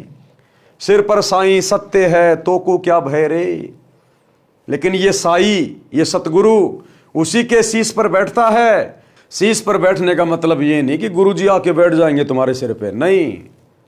यानी गुरुजी का आशीर्वाद सदा उस भगत के शीश पे रहता है। गुरुजी की पल पल नजर उस मर्यादित भगत पे रहती है। जो बच्चा गऊ की नजर में यूं साईं को संत, और भक्तों के पीछे फिरे वो भगत वत्सल भगवंत। नित्यानंद जी का शब्द, भाई और बात तेरे काम न आवे, संतों शरण लाग रे। के सोवे गफलत में बंदे, जाग जाग नर जाग रे। जाग जाग नर जाग रे। और बात तेरे काम न आवे, संतों शरण लाग रे। कि ये मनुष्य शरीर केवल परमात्मा प्राप्ति के लिए मिला है, ये बकवाद करने के लिए नहीं मिला। इसलिए कहते हैं केवल भक्ति कर, सतगुरु की शरण में आ जा, अपने आत्म कल्याण की सोच, और ये संसार की कोई भी बात तेरा उद्धार नहीं करेगी, तेरे काम की नहीं है। ये विषय विकार करना ये तेरे काम की नहीं है। गंदी राजनीति में पैर फंसाना तेरे काम की नहीं है। और बात तेरा काम ना आवे, यानी इस सत भक्ति के अलावा और जितने भी ये जो कर्म हैं ये तेरे किसी काम के नहीं है। केवल नेक नीति ईमानदारी से अपना काम धंधा कर, परिवार का पालन पोषण कर, और ज्यादा से ज्यादा समय अपने सतगुरु की भक्ति को दे। और बात तेरा काम न आवे, ये शांग सिनेमा देखना, फिल्में देखना, दुनिया भर का मेकअप करना, मान बड़ाई अहंकार में फूला फूला फिरना, राजनेताओं के पीछे दौड़ते रहना, एक समोसे के चक्कर में सारा दिन उनका समर्थन करते रहना, झंडा लेके घूमते रहना। कहते हैं अब ये दुनिया भर की बकवादें फिर भगत के कोई मतलब की नहीं रह जाती। उसने अपने आत्म कल्याण की दिशा में आगे बढ़ना चाहिए, मर्यादा में रह के। कहते हैं के सोवे गफलत में बंदे, कि बहुत ज्यादा सो लिया इस काल की भांग के नशे में, अज्ञान में। अब जाग जा, जाग जाग नर जाग रे। यानी सतगुरु के सत्संग सुनकर जाग जा, काल के षड्यंत्र को पहचान ले, सचेत हो जा, अब गफलत में मत जीना आगे। और बात तेरे काम न आवे, संतों शरण लाग रे। के सोवे गफलत में बंदे, जाग जाग नर जाग रे। जाग जाग नर जाग रे। तन सराय में जीव मुसाफिर, करता रहे दिमाग रे। रात बसेरा कर ले डेरा, चले सवेरा त्याग रे। चले सवेरा त्याग रे। और बात तेरे काम न आवे, संतों शरण लाग रे। के सोवे गफलत में बंदे, जाग जाग नर जाग रे। जाग जाग नर जाग रे। क्या समझा रहे हैं गुरुदेव? तन सराय में जीव मुसाफिर, तन यानी शरीर, सराय यानी धर्मशाला, और जीव मुसाफिर यानी ये जीव आत्मा एक यात्री है।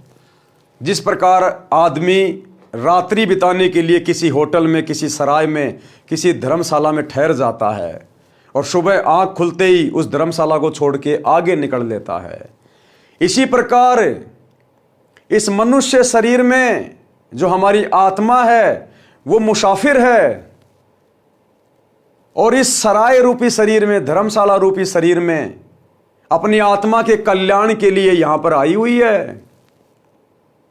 ये हमारा जो एक पूरा जीवन है, ये एक सौपन है।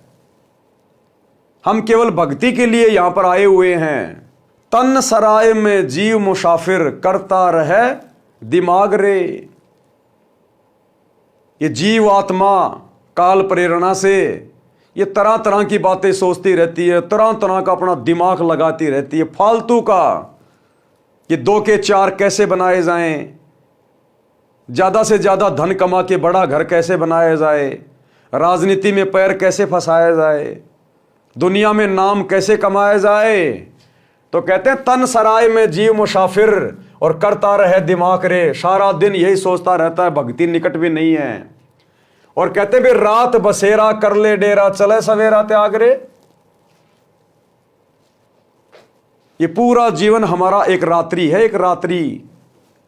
जैसे कोई यात्री रात्रि भर होटल में रहता है, सुबह छोड़ के निकल देता है, इसी प्रकार हमारा जितना भी जीवन है, किसी का 60 साल का, किसी का 50 साल का, किसी का 100 साल का, ये केवल एक रात्रि जैसा है। और ये जीव आत्मा इस शरीर में केवल एक यात्री के रूप में है। और जिस दिन ये शरीर छूटेगा, ये जीव आत्मा इस शरीर को छोड़ के निकल जाएगी, फिर कुछ भी याद नहीं लगेगा।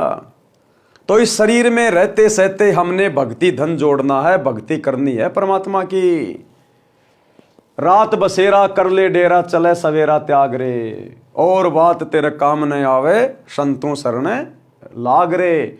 यानी इस मनुष्य शरीर को प्राप्त करने का एक ही टारगेट है, सच्चे सतगुरु की शरण में आकर सत भक्ति करके मर्यादा में रह के अपनी आत्मा का कल्याण करवाना। अन्यथा जिस दिन ये शरीर छूटेगा, ये जीव मुसाफिर यहां से निकल जाएगा, धर्मराज के हत्थे चढ़ेगा। वो फिर आगे कभी बंदर बनाएगा, कहीं गधा बनाएगा, कहीं कुत्ता बनाएगा, नरक में ठोकेगा। उमदा चोला बन्या अनमोला, लगे दाग पे दाग रे। उमदा चोला बन्या अनमोला, लगे दाग पे दाग रे। 2 दिन की गुजरान जगत में, जले बिरानी आग रे, जले बिरानी आग रे। और बात तेरे काम न आवे, संतों शरण लाग रे। के सोवे गफलत में बंदे, जाग जाग नर जाग रे, जाग जाग नर जाग रे। उमदा चोला बन्या अनमोला, ये मानव शरीर बहुत बेशकीमती है, बहुत अनमोल है ये।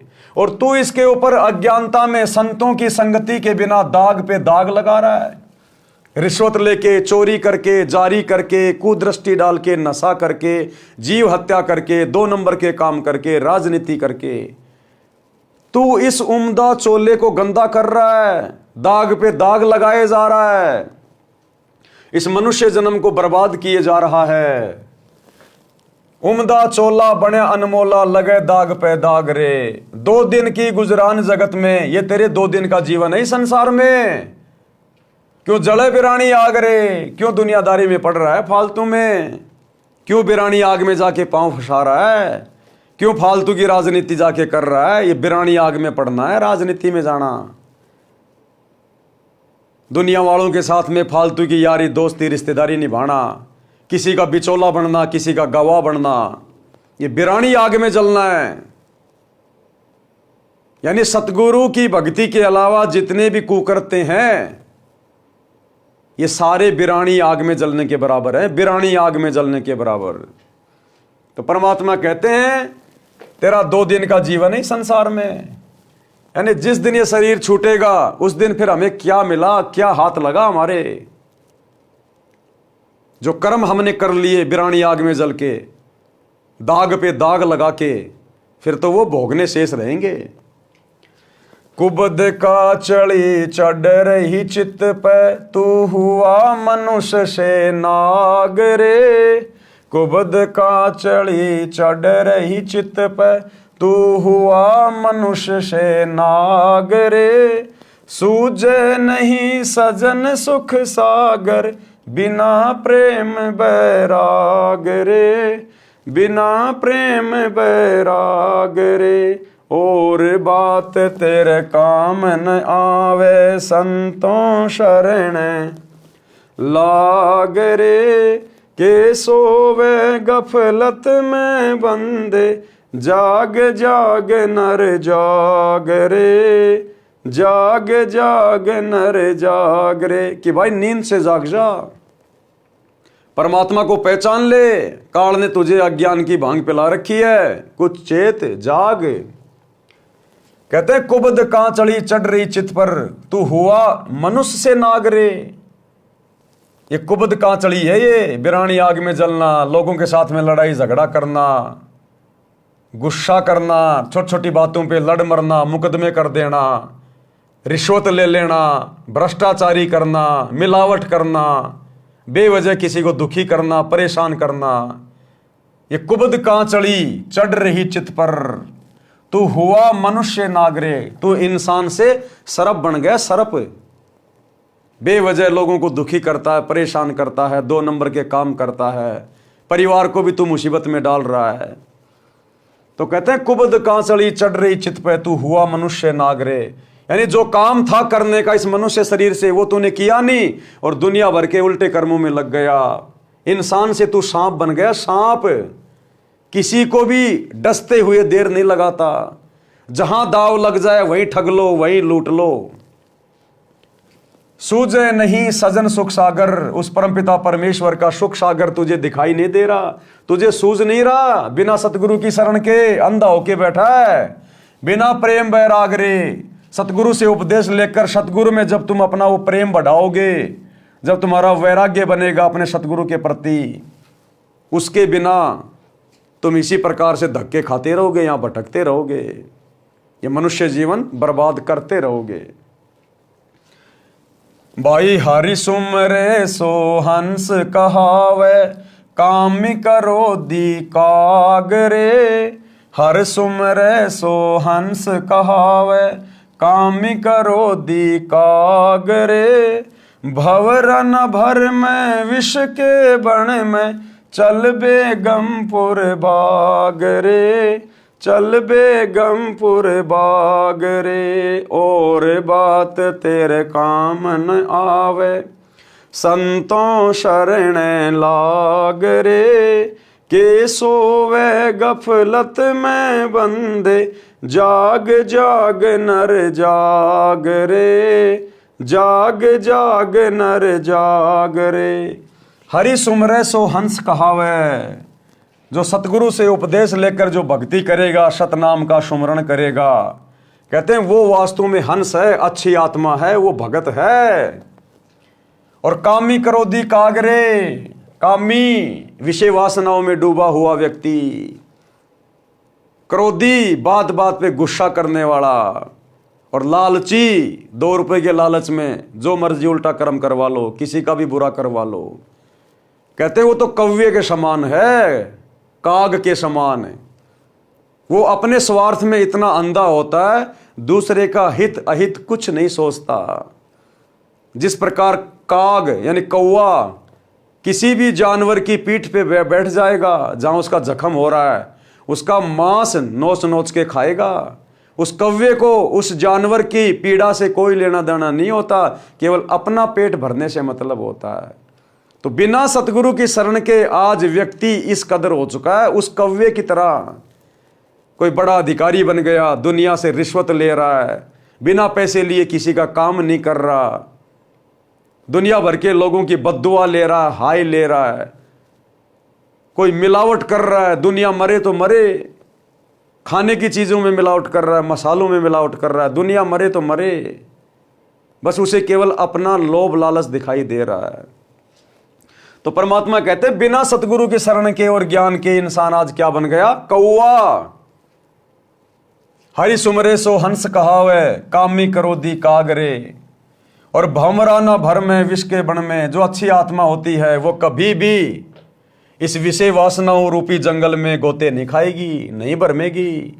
चल बेगमपुर बाग रे, बेगम, बेगम यानी जहां कोई दुख नहीं, कोई गम नहीं। कहते हैं फिर सतगुरु के शरण में आके उस बेगमपुर में चला जाएगा, सतलोक में, जहां पे कोई गम नहीं है। शब्द सैन सतगुरु की पहचानी, पाया अटल सुहाग रे। शब्द सैन सतगुरु की पहचानी, पाया अटल सुहाग रे। नितानंद महबूब गुमानी, परगट पूर्ण भाग रे, परगट पूर्ण भाग रे। और बात तेरे काम न आवे, संतों शरण लाग रे। के सोवे गफलत में बंदे, जाग जाग नर जाग रे, जाग जाग नर जाग रे। शब्द सैन सतगुरु की पहचानी, यानी सतगुरु से सत्संग सुन के हमें वो पॉइंट याद आ गए, ध्यान में आ गए। हम सतगुरु के संकेतों को समझ गए कि बेटा अगर भक्ति नहीं करी, मोक्ष प्राप्त नहीं हुआ तो अगला जन्म तेरा नरक में है। नरक में 84 लाख योनियां भोगेगा, असहनीय कष्ट भोगेगा। तो कहते हैं जो अच्छी आत्मा होती है वो अपने सतगुरु के संकेतों को समझ जाती है कि सतगुरु क्यों आया है, सतगुरु कौन होता है, सतगुरु हमसे क्यों भक्ति करवा रहे हैं, मनुष्य जन्म का टारगेट क्या है। तो कहते हैं शब्द सैन सतगुरु की पहचानी, तो पाया अटल सुहाग रे। तब कहीं जाकर वो परमात्मा मिलेगा, यानी सतलोक में स्थान मिलेगा। और नितानंद महबूब गुमानी अपने गुरुदेव की वो प्रशंसा कर रहे हैं कि प्रगटे पूर्ण भाग रे, कि मुझ नितानंद का कोई पूर्ण भाग था जो मेरे गुरुदेव भगवान प्रकट हुए। तो भाई और बहनों, आज हमें पता चल रहा है गुरुदेव के तत्व ज्ञान से कि नितानंद के पूर्ण भाग नहीं थे। ये पूर्ण भाग इस वर्तमान कलयुग की बिचली पीढ़ी में उन आत्माओं के होंगे जो आत्माएं इस पूर्ण संत पूर्ण ब्रह्म परमात्मा की शरण में आ जाएगी। क्योंकि पूर्ण मोक्ष केवल यही सतगुरु प्राप्त करवा सकता है, दूसरा सृष्टि में कोई नहीं है। तो नितानंद के भी पूर्ण भाग नहीं जागे, ये पूर्ण भाग भी वर्तमान में आप और हमारे जाग चुके हैं। नितानंद महबूब गुमानी, प्रगटे पूर्ण भाग रे।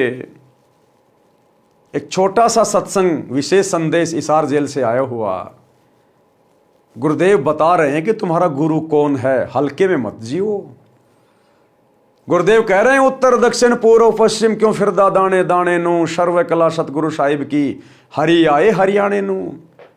कि भाई वो परमात्मा गरीबदास जी के समय आया था और भाई आज तुम्हारे सामने प्रत्यक्ष प्रकट है, पहचाने जाए तो पहचान लो। कि वो परमात्मा गरीबदास जी के समय आए थे, तो गरीबदास जी के समय कौन आए थे, कौन मिले थे गरीबदास जी को? जिंदा बाबा। कौन जिंदा बाबा? कबीर जी। और गुरुदेव कह रहे हैं कि वो परमात्मा गरीबदास जी के समय आए थे और भाई आज प्रत्यक्ष प्रकट है तुम्हारे सामने, पहचाना जाए तो पहचान लो। तो आज हम भक्तों के सामने प्रत्यक्ष कौन प्रकट है? हमारे गुरुदेव। तो कौन है हमारे गुरुदेव? स्वयं कबीर परमात्मा, जिंदा बाबा।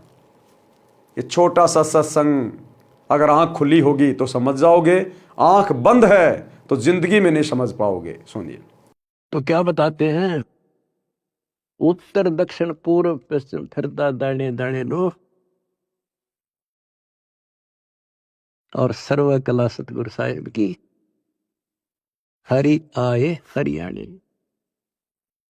गरीबदास जी के समय आए थे, रिबारे भाई प्रगट सामने था रे, पहचाने जात पहचान लियो। गरीबदास जी के समय आए थे, रिबारे भाई प्रगट सामने था रे, पहचाने जात पहचान लियो। गरीबदास जी के समय आए थे, रिबारे भाई प्रगट सामने था रे, पहचाने जात पहचान लियो। तो भाई और बहनों, अब यकीन हो जाना चाहिए कि पूर्ण भाग किसके प्रकट हुए? नित्यानंद जी के या आप और हमारे? नित्यानंद जी तो आज भी विष्णु लोक की भक्ति करके जन्म और मरण में हैं, क्योंकि उनका इष्ट ही जन्म मरण में है, श्री विष्णु जी। तो नित्यानंद जी का कैसे जन्म मरण का रोग समाप्त हो जाएगा? ये पूर्ण भाग तो आप और हमारे प्रकट हुए हैं, बड़े सौभाग्य से, गुरुदेव के आशीर्वाद से। तो अब इस परमेश्वर को पहचानने में देरी मत करो। एकमात्र इष्ट पूरी सृष्टि का यही है, जिंदा बाबा कबीर जी, सतगुरु रामपाल जी।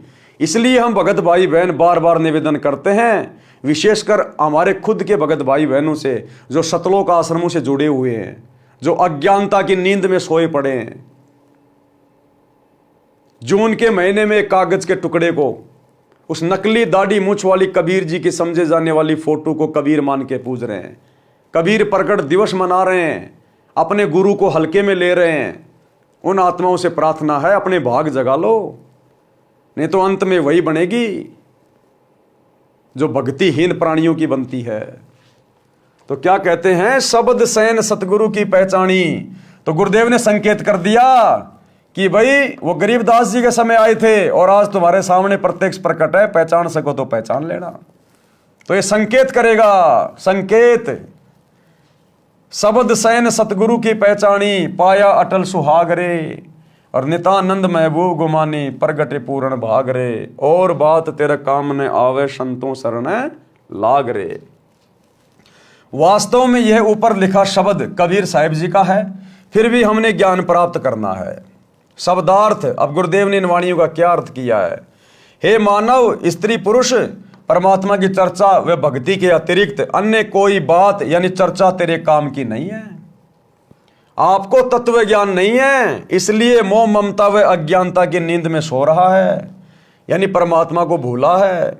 जाग जाग यानी संभल जा और संतों से सत्संग सुनकर आत्म कल्याण करवा। ये मानव शरीर में जीव ऐसे है जैसे यात्री किसी होटल में कमरा किराए पर लेकर रात्रि व्यतीत करता है और सुबह त्याग कर अपने कार्य पर चल जाता है। इसी प्रकार इस शरीर रूपी होटल में जीव यात्री के समान है। जब मृत्यु का समय आएगा तब सवेरा हो जाएगा। जैसे आदमी रात्रि को शौपन लेता है, शौपन में कहीं घूम रहा, दिल्ली मुंबई में मेट्रो में राजा बन गया, सेठ बन गया, और जब वो सपना टूटा तो सुबह उसी चारपाई पे पड़ा है, मच्छर खा रहे हैं, टूटी फूटी रजाई है।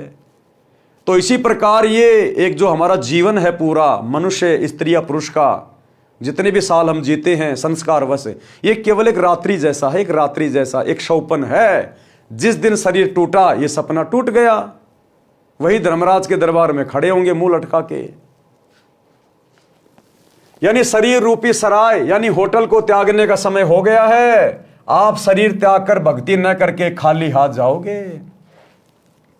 मानव शरीर रूपी वस्त्र अनमोल है, उम्दा चोला बण्या अनमोला, लगे दाग पे दाग रे। ये मानव शरीर रूपी वस्त्र अनमोल है। तत्व ज्ञान के अभाव से भक्ति न करके पाप पर पाप करके इस पर दाग लगा रहा है। इस संसार में जीवन अधिक नहीं है। अपने परिवार के पोषण में तथा धन संग्रह करने में जो परेशानी उठा रहा है, पाप करके धन जोड़ रहा है, मृत्यु के पश्चात परिवार तथा संपत्ति धन बेगानी हो जाएगी। इसे जोड़ने में किए पाप तुझे नरक में जलाएंगे। पाप करके दूसरे की यानी बिरानी आग में न जलकर मर। सत्संग सुने बिना पाप पुण्य तथा शिष्टाचार का ज्ञान नहीं होता। मानव शरारती बुद्धि का होता है। मानवता को भूलकर अपनी शक्ति के द्वारा निर्बल को सताकर सर्प वाला कार्य कर रहा है, जो तेरे नाश का कारण बनता है। हे सज्जन पुरुष, ये ज्ञान है जो बिना प्रेम व सच्ची लगन से सत्संग सुने बिना नहीं होता। जो व्यक्ति भक्ति करता है, हरि सुमरे सो हंस कहावे और कामी क्रोधी कागरे। जो व्यक्ति भक्ति करता है तो उसे भगत कहते हैं, यानी हंस पक्षी जैसा अहिंसावादी कहा जाता है। अर्थात भगत किसी को कष्ट नहीं देता। हंस पक्षी भी सरोवर की मछली व कीड़े नहीं खाता, केवल मोती खाता है। काग पक्षी स्वार्थवश जीवित पशु पक्षी का मांस नोच नोच कर खाता है, कष्ट देता है। इसी प्रकार सत्संग न सुनने वाला व्यक्ति अध्यात्म ज्ञान के अभाव से स्वार्थवश अन्य से धन लूटता है, चोरी करता है या अन्य कष्ट देता है, जो पाप है। हे जीव रूपी भंवरा, विषय विकारों काम क्रोध मोह लोभ रूपी विष के वन में न भटक। ये काल लोक तो कष्ट का घर है, उस बिना कष्ट वाले सतलोक में चल, वह सुखदायक है। चल बेगमपुर बाग रे, भंवरा न भर में विष के वन में, चल बेगमपुर बाग रे। नित्यानंद जी ने कहा है कि मैंने अपने गुरु जी का सत्संग सुना, शब्द सैन सतगुरु की पहचानी, पाया अटल सुहाग रे। नित्यानंद जी ने कहा कि मैंने अपने गुरु जी का सत्संग सुना और उनका संकेत समझ गया जो ऊपर बताया है, अपना जीवन धन्य कर लिया।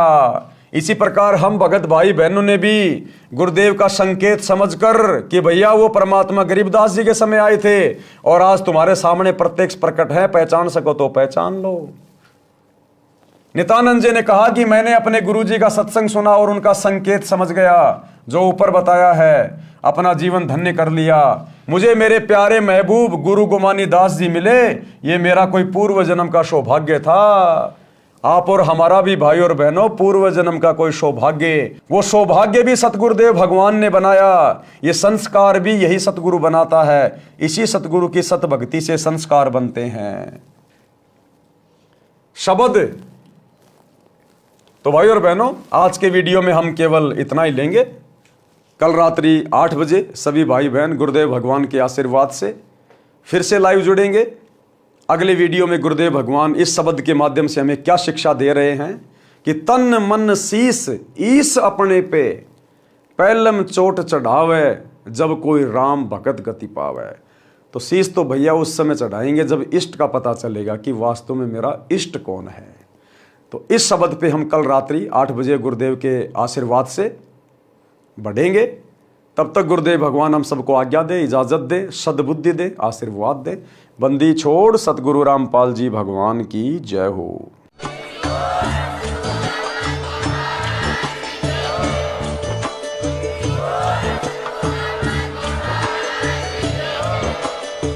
भाई जो गुरु बचन पे डट गे, कट गे फंद 84 के, कट गे फंद 84 के, कट गे फंद 84 के। भाई जो गुरु बचन पे डट गे, कट गे फंद